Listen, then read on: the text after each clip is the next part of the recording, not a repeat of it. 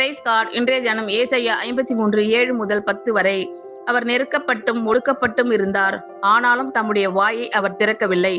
அடிக்கப்படும்படி கொண்டு போகப்படுகிற ஒரு ஆட்டுக்குட்டியைப் போலவும், தன்னை மயிர் கத்தரிக்கிறவனுக்கு முன்பாக சத்தமிடாதிருக்கிற ஆட்டை போலவும் அவர் தம்முடைய வாயை திறவாதிருந்தார். இடுக்கணிலும் நியாய தீர்ப்பிலும் இருந்து அவர் எடுக்கப்பட்டார். அவருடைய வம்சத்தை யாரால் சொல்லி முடியும்? ஜீவன் உள்ளவருடைய தேசத்திலிருந்து அறுப்புண்டு போனார். என் ஜனத்தின் மீறுதலின் நிமித்தம் அவர் வாதிக்கப்பட்டார். துன்மார்க்கரோடே அவருடைய பிரேத குழியை நியமித்தார்கள். ஆனாலும் அவர் மரித்தபோது ஐசுவரியவானோடே இருந்தார்.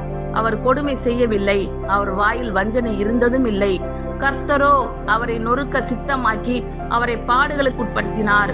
அவருடைய ஆத்துமா தன்னை குற்ற நிவாரண பலியாக ஒப்பு கொடுக்கும் போது அவர் தமது சந்ததியை கண்டு நீடித்த நாளாய் இருப்பார்.